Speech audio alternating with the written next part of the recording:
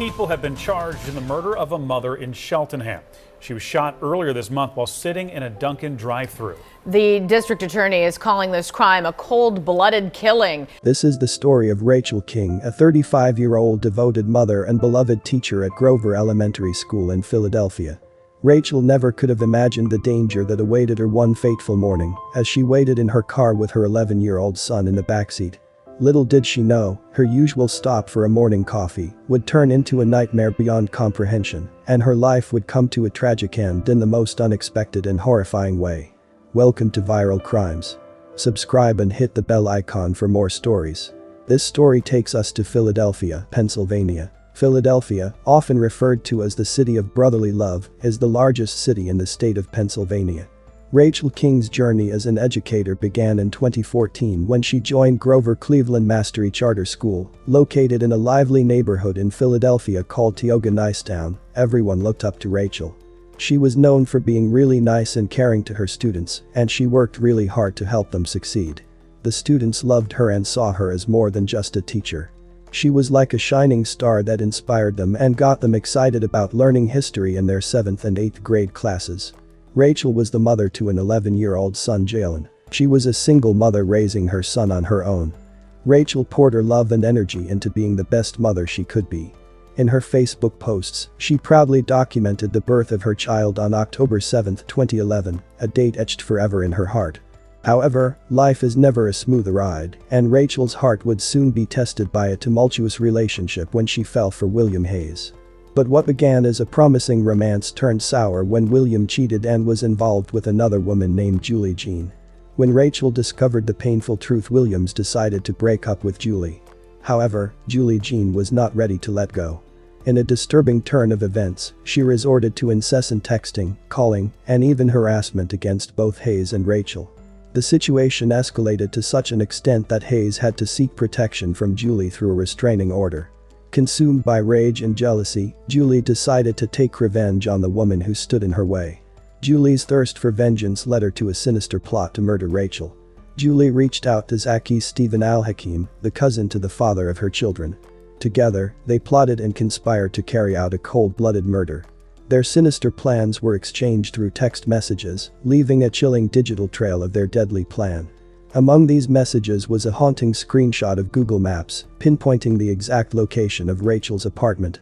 On the morning of April 11, 2023, Rachel was taking her 11-year-old son, Jalen, to violin class.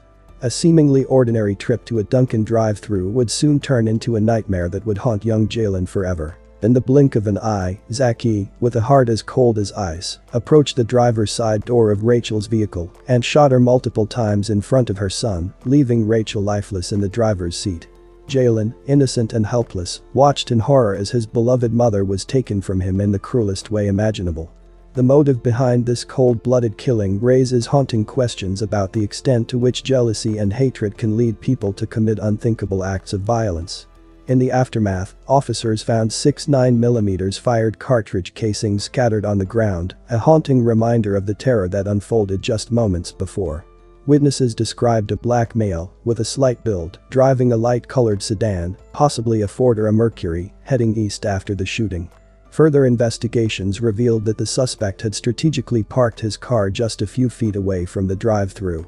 Approaching Rachel's vehicle on foot, he unleashed a hail of bullets without uttering a single word, a chilling indication of the ruthless intent behind this act. Montgomery County DA, Kevin Steele, minced no words in condemning this heartless murder, calling it a targeted murder of a mother.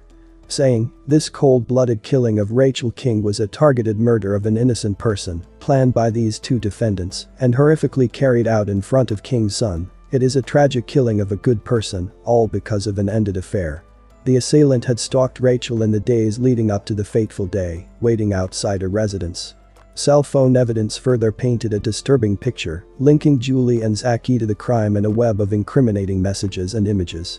Julie had added Zaki's phone number under an alias, Za, concealing their sinister intentions.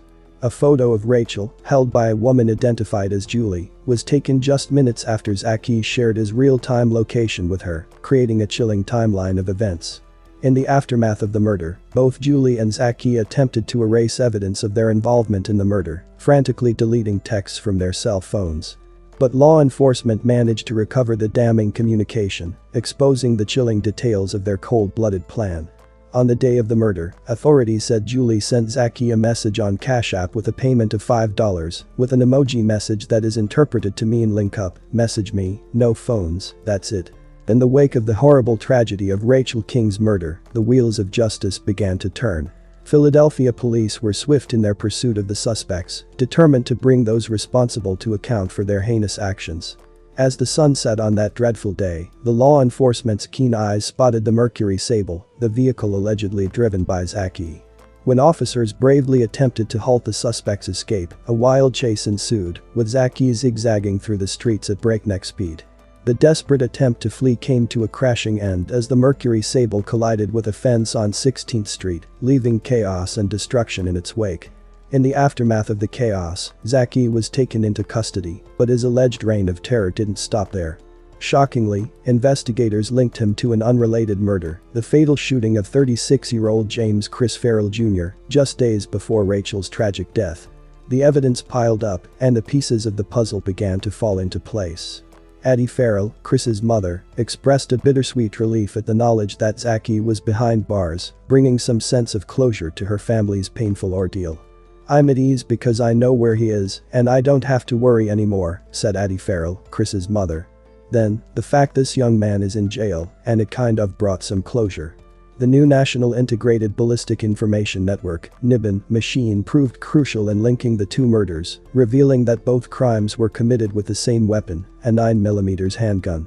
As the investigation unfolded, a photograph of a ghost gun was also found on Zaki's cell phone.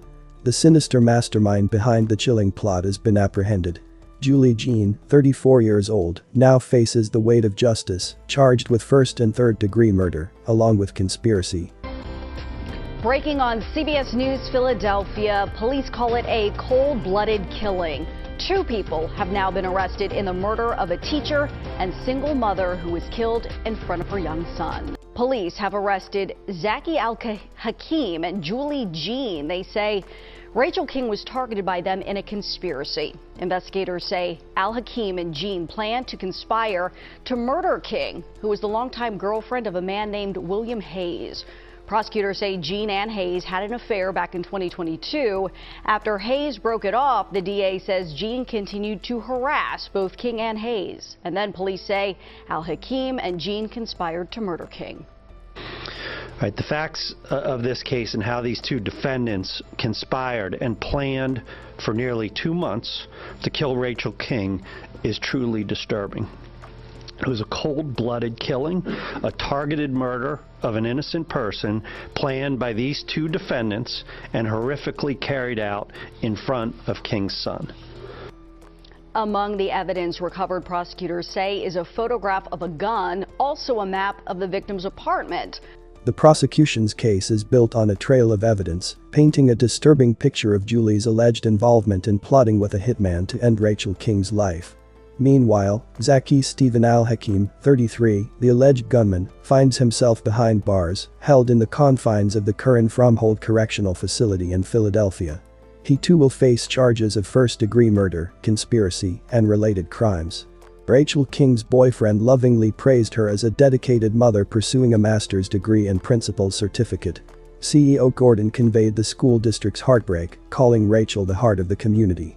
"She was there for me always," student Salim Gary told CBS in the wake of King's death. Yeah, and it was a tough day here at Grover Cleveland School today where Rachel King was a beloved teacher. I can tell you they actually started later today, giving students the opportunity to have conversations with their parents and to mourn. A lot of those students showed up very emotional and wanting to share memories of their teacher. Remembering Miss Rachel King, as staff and students returned to Grover Cleveland Mastery Charter School today, many hugged and embraced, mourning the loss of a beloved teacher. Some even bringing flowers in her honor. She never had a bad smile on her face. Like when you see her, she smile, she laughs, she asks how you doing. Like she'll never be upset. And I just want to make a memory of her by just sitting a rose on her desk. The news of her murder came as a shock to the Mastery Charter community, especially because of the impact she had on her students. Somebody that was able to get the kids out of whatever trouble they was going to get in or help them with the next move or the next decision. Like I said, she was somebody who impacted my nephew's life. He's only 15, and next year he's going to high school. It's sad for them. They're going to have a sad graduation.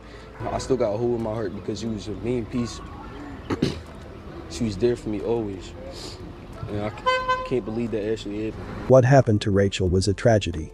It's sad that her life was senselessly taken because someone wanted to be in a relationship with her boyfriend. Her value to her students and her community can never be replaced. This tragic crime has now left her son without his mother and her students without a dedicated teacher who was making a difference in their lives. My condolences to her friends, family, and everyone who has been affected by her passing.